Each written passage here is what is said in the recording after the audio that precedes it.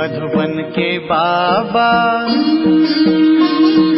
मधुबन के बाबा मुरली वाले, आपका क्या कहना, आपका क्या कहना। ओम शांति।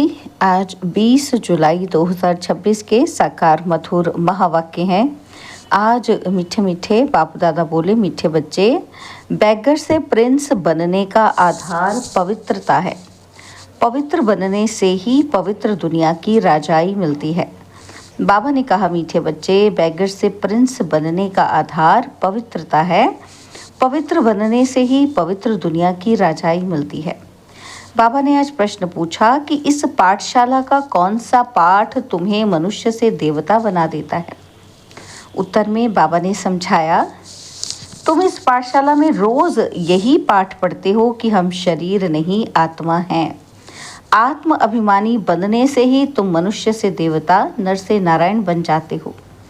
इस समय सब मनुष्य मात्र पुजारी अथवा पतित देह अभिमानी है, इसलिए पतित पावन बाप को पुकारते ही रहते हैं। मुरली का गीत है, छोड़ भी दे आकाश सिंहासन, ओम शांति। बच्चे जानते हैं कि ये ओम शांति किसने कहा? कौन से बच्चे? आत्माएं जानती हैं कि ओम शांति किसकी आत्मा ने कहा? परमपिता परमात्मा ने कहा। बच्चे जानते हैं कि मनुष्य की आत्मा ने नहीं कहा, यह परमपिता परमात्मा शिव ने कहा। वह सभी का बाप ऊंचे से ऊंचा है। अब गीत में सुना कि भारत पर बहुत माया का परछाया पड़ा हुआ है, बहुत पतित बन गए हैं, इसलिए पुकारते हैं कि हे पतित पावन, फिर से आओ पावन बनाने। आत्मा ही बुलाती है अपने बाप को, जिसको भगवान कहते हैं वही पतित पावन है। एक की ही महिमा होती है, वह है सभी आत्माओं का बेहद का बाप। यहाँ सब पतित बन गए हैं, तब पुकारते हैं कि हे परमपिता परमात्मा। वही ज्ञान का सागर भी है, पतित पावन भी है, वह पिता भी है तो शिक्षक भी है, क्योंकि ज्ञान सागर है। वर्ड अथॉरिटी भी है, सभी वेदों शास्त्रों ग्रंथों को जानने वाला भी है, उसको कहते हैं ही नॉलेजफुल। तो इस समय सब पारलौकिक बाप को पुकारते हैं। क्यों? क्योंकि सभी दुखी हैं। कहते हैं गॉड फादर, उनका नाम भी चाहिए ना। उनका नाम गाया हुआ है शिव बाबा। वही ऊंच ते ऊंच ज्ञान का सागर, सुख का सागर, शांति का सागर है। यह मनुष्य की आत्मा अपने बाप की महिमा करती है। ऊंच ते ऊंच आत्मा किसकी है? परम पिता परमात्मा की। वह है परम पतित मनुष्य, उनको याद करते हैं। सतयुग में जब पावन भारत था, देवी देवताओं का राज्य था, तो कोई पतित नहीं था। यह है तमो प्रधान दुनिया, अर्थात दुनिया में जो मनुष्य रहते हैं सब पाप आत्माएं हैं। यही भारत पावन था, यही भारत पतित हो गया है। यहाँ कलयुग में सब पतित हैं। तुम जानते हो, ज्ञान का सागर पतित पावन परमपिता परमात्मा परम धाम से आकर हमको ब्रह्मा द्वारा पढ़ाते हैं। जरूर उनको शरीर तो चाहिए ना, ये बातें कोई शास्त्रों में नहीं है। ज्ञान का सागर जो अथॉरिटी है वही सब कुछ जानते हैं। भारत में चित्र भी दिखाते हैं कि विष्णु की नाभि से ब्रह्मा निकला, उनको हाथ में शास्त्र देते हैं। अभी विष्णु कोई सब शास्त्रों का सार नहीं सुनाते हैं। परमपिता परमात्मा ज्ञान का सागर ब्रह्मा द्वारा सब शास्त्रों का सार समझाते हैं। ब्रह्मा विष्णु शंकर का भी वह रचयिता है। ब्रह्मा को व विष्णु को ज्ञान का सागर नहीं कहेंगे, शंकर की तो बात ही छोड़ दो। अभी ज्ञान का सागर कौन? निराकार ऊंच ते ऊंच परमात्मा ही पतित पावन है। यह महिमा है उस परमपिता परमात्मा की। यहाँ भी आत्मा की ही महिमा होती है। आत्मा ही शरीर द्वारा कहती है कि मैं प्रेसिडेंट हूँ, मैं बैरिस्टर हूँ, मैं फलाना मिनिस्टर हूँ। आत्मा ही मर्तबा लेती है। शरीर द्वारा आत्मा कहती है मैं एक शरीर छोड़ दूसरा लेता हूँ।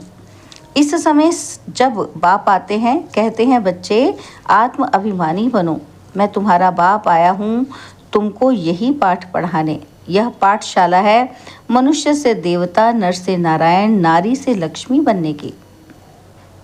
बाप को सभी आत्माएं बुलाती हैं कि हे परमपिता परमात्मा, अब निराकारी दुनिया से साकारी दुनिया में आओ, रूप बदलो। तुम निराकारी आत्माएं तो जब शरीर में आती हो तो गर्भ में आती हो, पुनर्जन्म लेती हो। बाप समझाते हैं तुमने 84 जन्म गर्भ से लिए हैं, एक शरीर छोड़ फिर गर्भ में जाते हो, ऐसे 84 जन्म लेते हो। मैं तो गर्भ में आता ही नहीं हूँ। भारतवासी असल में देवी देवता धर्म के थे, फिर सीढ़ी नीचे उतरते आए। क्षत्रिय वर्ण में, फिर वैश्य, शूद्र वर्ण में कलाएं कम होती जाती हैं। भारत 16 कला संपूर्ण था, फिर 14 कला बना। भारतवासी अपने जन्मों को नहीं जानते। 84 जन्म भारतवासी ही लेते हैं, और कोई धर्म वाले 84 जन्म नहीं लेते। तुम स्वदर्शन चक्रधारी बने हो, ये ज्ञान की ही बात है। स्वदर्शन चक्रधारी बनने से तुम चक्रवर्ती महाराजा बनते हो स्वर्ग का। तुम अच्छी रीति जानते हो कि हम यहाँ आए हैं पतित से पावन बनने। ये है ही पतित दुनिया। पतित पावन सर्व का सद्गति दाता तो एक ही बाप है। सब उनको ही पुकारते हैं, बाप को याद करते हैं, श्री कृष्ण को नहीं। श्री कृष्ण ने गीता नहीं सुनाई, गीता है सर्वशास्त्रमयी शिरोमणि। भारत की गीता किस धर्म का शास्त्र है? तो आदि सनातन देवी देवता धर्म का। तो किसने गाई गीता? राजयोग किसने सिखाया? परम पिता परमात्मा पतित पावन बाप ने। तो तुम्हारी आत्मा जो निराकार थी, उसने अभी ये साकार शरीर धारण किया है। साकार मनुष्य को कभी भगवान नहीं कहेंगे। भल सतयुग में लक्ष्मी नारायण हैं तो भी भगवान नहीं कहेंगे। यह तो करके उपाधि दी जाती है। कायदे अनुसार भगवान एक है, क्रिएटर इज वन, बाकी वह है देवताएं। 5000 वर्ष की बात है। इन लक्ष्मी नारायण का राज्य था। इनको महाराजा महारानी कहा जाता था। भगवान महाराजा नहीं बनते, वह तो बाप ही हैं जो आकर भारतवासियों को ऐसा देवी देवता बनाते हैं। अभी तो देवी देवता धर्म का कोई है ही नहीं। इनको कहा जाता है रावण संप्रदाय, क्योंकि रावण राज्य है। रावण को वर्ष वर्ष जलाते रहते हैं क्योंकि ये पुराना दुश्मन है। परंतु इनको भारतवासी जानते नहीं। शास्त्रों में भी वर्णन नहीं है कि रावण कौन है। रावण को 10 शीश क्यों दिखाए हैं, इन बातों को अच्छी रीति समझना है। मनुष्य तो बिल्कुल पत्थर बुद्धि हैं। पारस बुद्धि इन लक्ष्मी नारायण आदि को कहेंगे। पारसनाथ पारसनाथनी का राज्य था। यथा राजा रानी तथा प्रजा। भारत जैसा सुख धाम और कोई खंड होता नहीं। जब भारत में स्वर्ग था तो कोई बीमारी दुख रोग नहीं था, संपूर्ण सुख था। गाया जाता है ईश्वर की महिमा अपरम अपार है। वैसे भारत की भी महिमा अपरम अपार है। सारा मदार पवित्रता पर है। पुकारते भी ऐसे हैं, सब पतित हैं। पीस नहीं है, प्रॉस्पेरिटी भी नहीं है। अभी तुमने समझा है कि हम भारतवासी सूर्यवंशी देवी देवता थे, फिर धीरे धीरे पतित बने हैं। इनको कहा जाता है मृत्युलोक। इसको आग लगनी है। यह है शिव ज्ञान यज्ञ, रुद्र ज्ञान यज्ञ भी कहते हैं। मनुष्य नाम तो बहुत रख देते हैं। जहाँ भी शिव की मूर्ति देखते हैं तो अनेक भिन्न भिन्न नाम रख देते हैं। एक कहीं अनेक नाम से मंदिर बनाते हैं। तो बाप बैठ समझाते हैं ज्ञान भक्ति वैराग्य। अभी भक्ति पूरी होती है, तुमको भक्ति से वैराग्य आता है, अर्थात इस पुरानी दुनिया से वैराग्य है। यह पुरानी दुनिया विनाश होनी है। बच्चे पूछते हैं, बाबा हम पतित से पावन कैसे बने? कई नए आते हैं तो अलाउ नहीं किया जाता है। जैसे कॉलेज में कोई नया जाकर बैठे तो कुछ भी समझ ना सके और किसी को पता ही नहीं है कि मनुष्य से देवता कैसे बन रहे हैं। मनुष्य जो पतित हैं वही पावन बनते हैं। इस समय भारत भी बैगर है। सतयुग में भारत प्रिंस था। श्री कृष्ण सतयुग का पहला नंबर प्रिंस था। उसमें सब गुण हैं। राज्य लक्ष्मी नारायण का कहेंगे, श्री कृष्ण तो प्रिंस था, राधे प्रिंसेस थी, श्री कृष्ण प्रिंस की ही महिमा गाई जाती है। क्या गाते हैं?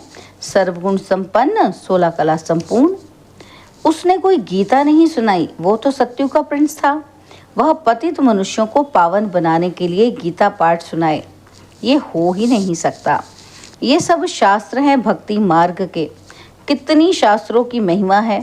सत्युग में कोई शास्त्र चित्र आदि भक्ति मार्ग के होते ही नहीं। वहाँ तो ज्ञान की प्रारब्ध होती है 21 जन्मों के लिए, और फिर से सत्युग का राज्य भाग्य ले रहे हैं। भारतवासी सत्युग में 5000 वर्ष पहले विश्व के मालिक थे और कोई भी पार्टीशन आदि नहीं था। 5000 वर्ष की बात है, अभी कलयुग का अंत है ना, तो विनाश सामने खड़ा है। भगवान ने ये ज्ञान यज्ञ रचा है पतित कलयुग को पावन सतयुग बनाने, तो जरूर पतित दुनिया का विनाश होगा। गाया भी हुआ है कि ब्रह्मा द्वारा आदि सनातन देवी देवता धर्म की स्थापना। सो अब शिव बाबा ब्रह्मा द्वारा करा रहे हैं। तुम अभी मनुष्य से देवता बन रहे हो। गाते भी हैं कि परम पिता परमात्मा ब्रह्मा द्वारा स्थापना कराते हैं। वह तो हुआ प्रजापिता, उनकी सब औलाद है। बरोबर ब्रह्मा द्वारा ही स्वर्ग की स्थापना हुई थी। आज से 5000 वर्ष पहले भी मैं संगम पर आया था तुमको ये राजयोग सिखाने। श्री कृष्ण नहीं, मैं आया था। श्री कृष्ण पतित दुनिया में आ नहीं सकता, बाप ही आते हैं, वही सर्व का सदगति दाता है। मनुष्य मनुष्य को सदगति दे नहीं सकते। याद में सभी एक को ही, याद भी सभी एक को ही करते हैं। परमपिता परमात्मा कहाँ रहते हैं? तुम बच्चे जानते हो कि परम धाम में रहते हैं। वह है ब्रह्म महतत्व। वहाँ आत्माएं पवित्र जैसे महात्माएं हैं। यहाँ भी महान आत्मा पतित आत्मा कहते हैं ना। वास्तव में यहाँ महान आत्मा एक भी नहीं है। आत्मा को ही पावन सतो प्रधान बनना है, ज्ञान और योग से, ना कि पानी से। आत्मा ही पतित बनी है, आत्मा में ही खाद पड़ती है, आत्मा ही गोल्डन, सिल्वर, कॉपर, आयरन बनती है। अभी आत्माएं जो पतित हैं उनको पावन कौन बनाए? सिवाय परमपिता परमात्मा के और कोई बना न सके। बाप ही बैठ समझाते हैं। क्या समझाते हैं? माम एकम याद करो तो तुम्हारे पाप भस्म हो जाएंगे। जितना याद करेंगे उतना पतित से पावन बनेंगे। मेहनत इसमें है, ज्ञान तो सारा बुद्धि में है। ये चक्र कैसे फिरता है, हम 84 जन्म कैसे लेते हैं, सतयुग में कितना समय राज्य चलता है, और फिर रावण कैसे आता है, रावण है कौन, ये भी किसी को पता नहीं है। कब से रावण को जलाते आते हैं, ये भी किसी को पता नहीं। हर वर्ष जलाते हैं, सतयुग में तो नहीं जलाएंगे। अभी है ही रावण राज्य। राम राज्य तो कोई स्थापन कर नहीं सकता, यह तो बाप का ही काम है। पतित मनुष्य तो कर नहीं सकते, वह तो सब विनाश हो जाएंगे। पतित दुनिया ही विनाश होनी है। सतयुग में एक भी ऐसे नहीं कहेंगे कि हे पतिता पावन आओ। वह तो पावन दुनिया है ना।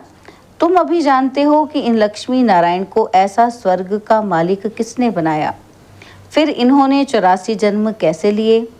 आदि सनातन देवी देवता धर्म वालों ने ही 84 जन्म लिए हैं। वही इस समय शूद्र वंशी बने हैं। अब फिर ब्राह्मण वंशी बनते हो। अभी तुम हो ब्राह्मण चोटी, ये है ऊंच ते ऊंच चोटी। ब्रह्मा मुख वंशावली, ब्राह्मण कुलभूषण। अभी तुम शिव बाबा के बच्चे भी हो, पौत्रे पौत्रियां भी हो। शिववंशी फिर ब्रह्मा कुमार कुमारियां हो। वर्षा मिलता है दादे से। बाप कहते हैं मुझे निरंतर याद करो, पावन बनो तो तुम मेरे पास मुक्ति धाम में आ जाएंगे। इन बातों को समझेंगे वही जिन्होंने कल्प पहले समझा है। वह तो हजारों हैं। कोई पूछते हैं कितने बीके हैं, बोलो हजारों की अंदाज में है। इस दैवी झाड़ की वृद्धि होती जाती है। अब फिर से सैपलिंग लग रहा है आदि सनातन देवी देवता धर्म का, क्योंकि देवता धर्म है ही नहीं। सब अपने को हिंदू कहलाते रहते हैं और धर्मों में कन्वर्ट हो गए हैं। फिर सब निकल आएंगे, आकर बाप से वर्षा लेंगे। तुम आए हो बेहद के बाप से बेहद के सुख का वर्षा पाने, अर्थात मनुष्य से देवता बनने। अच्छा, मीठे मीठे सिकिलदे बच्चों प्रति माता पिता बाप दादा का याद, प्यार और गुड मॉर्निंग। रूहानी बाप की रूहानी बच्चों को नमस्ते।